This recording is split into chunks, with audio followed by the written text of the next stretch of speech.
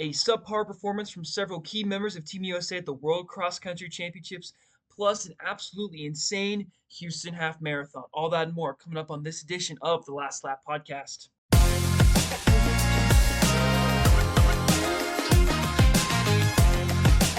All right, you guys, thank you once again for tuning into the Last Lap podcast. If you're new here, please consider giving us a subscription, liking the video, commenting, sharing it with all your friends. This is a super new podcast, and we're really trying to grow the show and really just find people who love track and field and talk more about the sport with them. But with that being said, let's get into some of our key breakdowns of the weekend because there were several high-level races that went on. Namely, and the place I want to start here is with the World Cross Country Championships, which for the first time in a very long time, or maybe ever, was held on U.S. soil in Tallahassee, Florida, at that great cross country course down there, ran by Florida State University. Now, this was a very interesting race. I have a lot of thoughts about the overall just arch of the race, and particularly how Team USA did. But I think we got to start with just tipping the cap to Jacob Kiplimo for winning his third straight cross country world title. That is so hard to do. That is super impressive. And the fact that he was able to do that, while kind of marathon training, still being able to keep up that cross country fitness through track training into marathon training, really just hats off to him. He's going to have a great marathon career. He might be the world record holder or the first guy to break 2 when it's all said and done. So, really, really impressive for him to go out and get that win by, gosh, a staggering 18 seconds. I don't know if he's ever been that. In fact, I know he's never been that dominant before. But once again, for Awagawa, he is in second place in 28:36. 3 second place finishes in a row. Jacob Kiplimo said he's not due it in 2 years, so maybe Awagawa can win then. Maybe he can finally get his title then. But, yeah, really, really interesting how the race panned out. I personally, if any of you guys listened to the prediction show, I really thought Jimmy Gressier was going to do a lot better than he did. Jimmy Gressier finished in 15th, over a minute behind Kiplimo. And to be honest, I did not expect that at all from the 10K world champion. He had to outkick Brian Fay from Ireland, which many of you know is probably a Washington alum. So yeah, really, really disappointed in Jimmy that he wasn't able to get that done. I really thought he'd be better. In fact, I predicted him to take second, which looks pretty pathetic at this point. Wanted to get into a little bit here of the Team USA. First off, let's start with the good. Parker Wolf finishing 12th overall. That's honestly about where I thought Parker would do. On a good day, from what I've heard, he's in really good shape and really good fitness. And he really showed up and showed out. And he really represented Team USA in a good, healthy fashion. The second place Team USA member was Wesley Kiptoo, who does what he always does and went out super hot and led through the first loop and then faded to 14th place. He ran 29:34 and beat, as aforementioned, Jimmy Gressier. And then you get into Graham Blanks, who had some interesting comments after about how he doesn't feel like he's able to compete yet, and he was pretty disappointed on that day. 19th for Graham Blanks. And then finally we have Nico Young, who took 36th place. In sports, sometimes we use an analogy. You see this more in like football or basketball where, when somebody played bad, he said, didn't even get off the bus. Nico Young did not get off the bus. He ran 30:19, placed 36th place. And really, just to give you some perspective, the guy that finished right behind him from France, Fabien Plassou.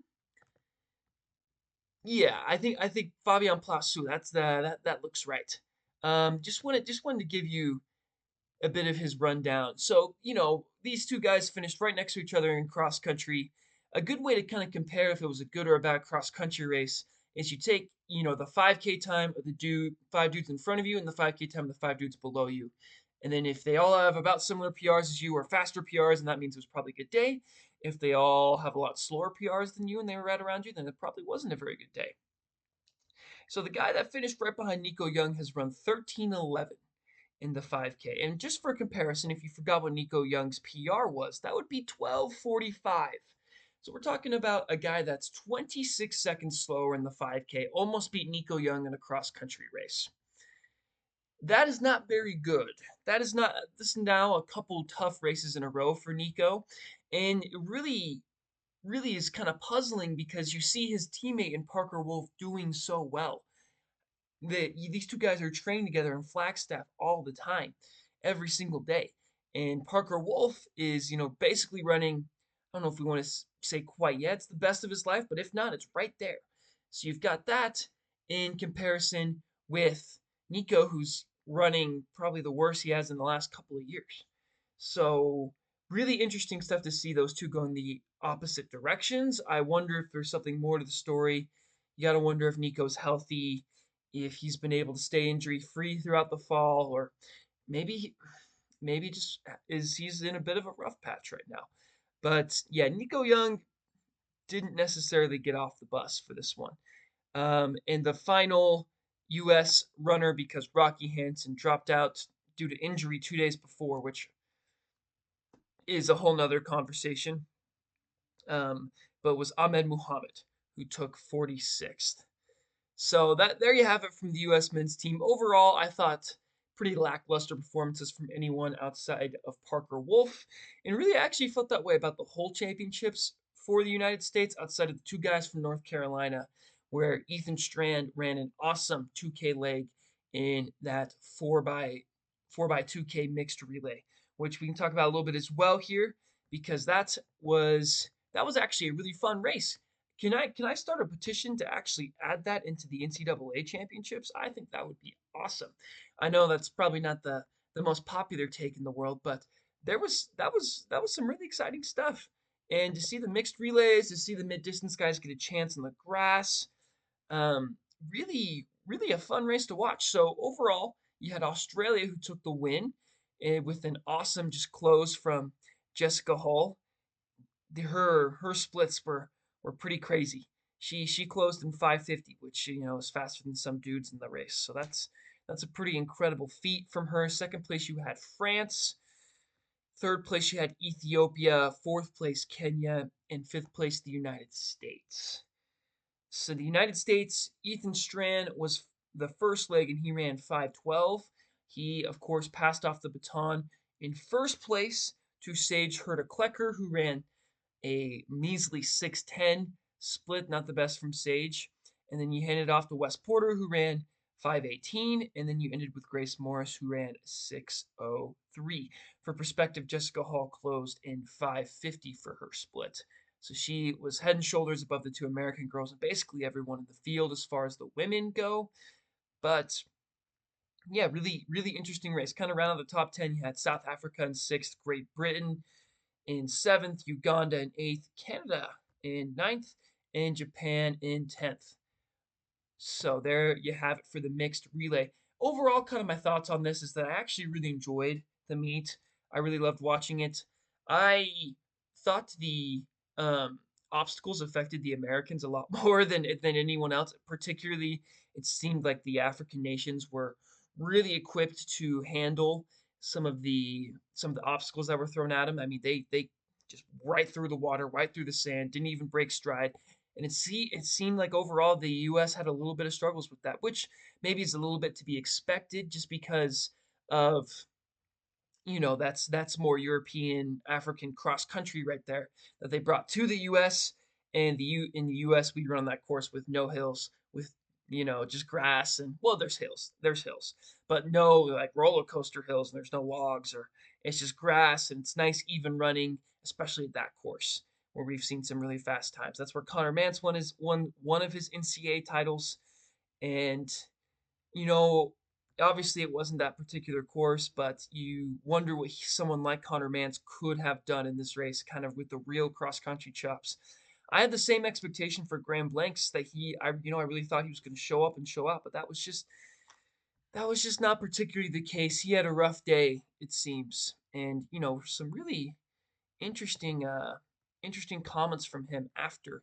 I'm gonna maybe misquote this a little bit, but just that he feels like he's at the bottom of the food chain again and needs to kind of move up. And I actually totally agree with what he said, and I like the perspective. kind of the post-race clarity there that he had. And I think Grant Blanks will be really good for a long time. I think we have a very good young core of long distance runners. Grant Fisher kind of being the upper end of that, and Parker Wolf, if he can stay healthy, will be awesome. And Nico Young is obviously still super young, along with Grant Blanks. So really, really excited. The future definitely looks up for the United States. It's tough, on your home soil. You at least I really thought they would have come home with a medal, but guess it was not meant to be for the men. And on the women's side, it was not a great showing as well. Need I say more about that? Wayne Kaladi was the top female for the U.S. coming in, and she really struggled as well. For your overall winner, I actually predicted this correctly with Ningetich, and then Joy Kepkoech and Senyat Getachew. Might not be saying that correctly with the top three there. And yeah, really just it was very, as were most of the races, very African dominant. You had Grace Hartman in 32nd, along with Emily Vinters in 33rd for those two, and Wayne Kaladi in 40th for the United States. After that, you had a couple more women, and you know what? I had them on my results list, but they're slipping away right now. So I guess it was meant to be that I only called the top three for the women's race, but kind of very similar thoughts. Like Wayne Kaladi didn't really get off the bus for this one. Really was anticipating for her to be better, and yeah, it'll be interesting. I think the space of women's distance running is in a little bit of a different spot than men right now for the United States. You do have some of these up and coming bright stars like Grace Hartman or, you know, Caitlin Tui to some extent, although it's been a while since we've seen her run well. And, obviously Parker Valby is like, she's super talented, but the thing always that's going to be with Parker Valby is can she put together one healthy year, much less multiple years, right, that are healthy. And so I don't know. I feel a lot more confident about the future of men's distance running in the United States than I do women's at the moment. But I would love to be proved wrong about that, and I'd love to see some women really get up and start to compete in kind of the upper echelon of the world stage, and where we're not having to sit and think, oh man, can we send three women in the 10K to world championships or the Olympics? Like, do we have three that can go? And instead, focus on competing at these world championships as opposed to just getting three to qualify, I suppose. But one to switch gears a little bit because the World Cross Country Championships wasn't the only thing that took place over the weekend. We also had the Houston Half Marathon, which is, for those of you who don't know, is the fastest half marathon maybe in the world, but definitely in the country, in America. And there were some super interesting results that took place. Wanted to start off with Hoptum Samuel, who won in 59:01, averaged 431 rather per mile, and really, really killed it. This shocked me a little bit. I'm not going to lie. I knew he was going to run quick. Did not think he was going to win in 59:01. Super, super impressive from him. Just break down a couple of his splits here because these are just absolutely bonkers. Keep in mind, this is a half marathon. Okay. His first 5K was 14:15. He came through 10K in 28:17, which is about the same time Jacob Cathemo ran. Different course, I know, different course, but kind of gives you some perspective there. At 15K, he was at 14:21 and averaged 4:32 for that 5K. And then he ends up finishing in a closing from 16 to 20K in 4:24 pace, and then runs the last K in 4:31 pace for 59:01. You guys, half marathon running is getting absolutely insane. Can I just it is absurd how fast these half marathons are going now. It's something I genuinely can't believe that, we're now having multiple it's super common in a professional race like this to have 5 to 10 guys break 60. In fact, in this race we had 8 guys do it, and actually several Americans as well. So I will let's go over that for a second. Patrick Kiprop, the former Arkansas runner, took second place with 59:14, and then you had Muhammad Yosfi. I'm probably saying that wrong. Apologies. Muhammad El Yosfi. And then in fourth place, you had your top American, Alex Mayer, the Oklahoma State alum from Chapel Hill, North Carolina, came and ran 59:23 for the second fastest time in U.S. history, which is pretty crazy. I did not expect that from Alex Mayer. And then you had Casey Klinger in fifth place in 59:34. Really good bounce back for Casey. He debuted in the marathon, in the Chicago Marathon, a little while back and ran 2:16. So didn't even hit the Olympic trial standard, but definitely hits it with running 59:34. So he kind of goes and proves that he's going to be a force. And when I think oftentimes a lot of people will mess up in their first marathon and things don't go right. It's just a really tough distance to kind of grasp. But I think the next one he will really crush it. So I really look forward to that. And then you also had Ryan Ford from the United States, from Longmont, Colorado, run 59:48, which is awesome. He was on no one's radar before this race, but he certainly is now. And then after that, another result of note, in seventh place, you had Rory Linkletter, who got the Canadian national record in 59:49. So really awesome job from Rory. He's a former BYU grad and has been progressing super well throughout his pro career. He's running more mileage than ever. He's a great Strava follow. If you guys are on Strava, and then finally had Isaiah. Oh my gosh, he ran for Oklahoma State. Rodriguez. I don't know why I can't say his first name. He was the final American to break 60 minutes and a half, and he ran 59:57. So really awesome stuff. We had one, two, three, four Americans break 60 in the half, which is absolutely crazy that we are at that point where that many Americans can do that. And to be honest, like coming in, this probably wouldn't be considered the big boys of distance running in the United States. This was a lot of like up and coming dudes that really went and showed out. This wasn't Grant Fisher stepping onto the half and breaking 60. Although this does make me super curious to what Grant Fisher could run in a half marathon. I could be nasty, could be 57, dare I say. But it's kind of some more of the unproven, new, fresh out of college guys. I know Casey's 27, but fresh out of college, first, real pro half marathon, and they showed up and they showed out. So really, as I was kind of saying before, although it may have been disappointing in cross country with some of the results that the U.S. men didn't get a medal, I really like the direction of distance running here in the United States, and it feels like it is the best it's ever been, and it's more competitive on a world stage than it's ever been. You got all these guys breaking 16 and a half. You got all these, sub 12:50 5Kers, and really you still have that cream of the crop at the top with Grant Fisher, who's an Olympic medalist and broke the seal for the medals in the Olympics in the 5 and 10K for the Americans. And then you got the 1500, which is just absolutely dominated by the U.S. It seems right now. When our guys are healthy, I should caveat that because it was not a great, or when they're not disqualified either. So really interesting stuff. It makes me excited for this indoor track season. We've got Melrose Games just around the corner. That 2 miles is going to be lit. Josh Kerr, Grant Fisher, Cole Hawker, all those guys are going to battle it out. It's going to be so much fun. But yeah, that's going to go ahead and do it for today's episode, for today's version of the show. Please, as I'll say this again, please go ahead and give us a subscription on YouTube or Spotify, wherever you're listening to this on. It really helps the show a lot. You can say you were like the 29th subscription on the Last Lap podcast before we get thousands and this show blows up. You can say you were the first. That could be pretty cool.